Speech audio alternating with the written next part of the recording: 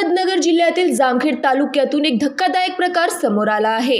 Dial 112 या आपत्कालीन सेवेवर खोटी माहिती देऊन पोलिसांची दिशाभूल करणाऱ्या एका तरुणाविरुद्ध गुन्हा दाखल करण्यात आला। मिळालेल्या माहितीनुसार सागर ढोले याने मारहाण झाल्याचा खोटा कॉल डायल 112 वर केला होता। माहिती मिळताच खर्डा पोलिसांचे पथक तातडीने घटनास्थळी दाखल झाले। मात्र चौकशी दरम्यान संबंधित व्यक्ती मद्यधुंद अवस्थेत आढळून आला। वैद्यकीय तपासणी दरम्यान मद्यप्राशन केल्याचे स्पष्ट झाले आहे। या प्रकरणी भारतीय न्याय संहितेच्या विविध कलमान्वये तसेच महाराष्ट्र दारूबंदी कायद्यानुसार गुन्हा दाखल करण्यात आला असून पुढील तपास सुरू आहे। खोटी माहिती देऊन आपत्कालीन सेवेचा गैरवापर करणाऱ्यांवर कठोर कारवाई करण्यात येईल असा इशारा पोलिसांनी दिला। दिनांक 30/6/2026 रोजी सायंकाळी 4:30 वाजे सुमारास खर्डा पोलीस स्टेशनला डायल 112 प्रणालीवर एक कॉल प्राप्त झाला होता।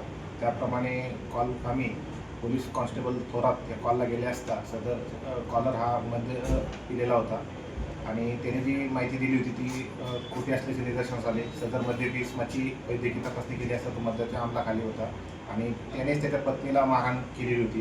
त्या संदर्भात त्याच्या पत्नीने त्यापूर्वीच खर्डा पोलीस स्टेशनने गुन्हा दाखल केला होता।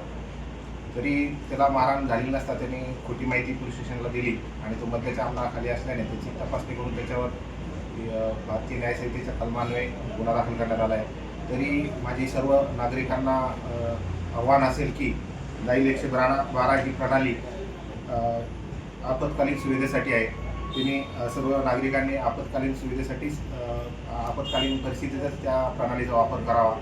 कोणीही डायल 112 प्रणालीचा विनाकारण खोटी किंवा दिशाभूल करणारी माहिती डायल 112 प्रणालीवर देऊन पोलीस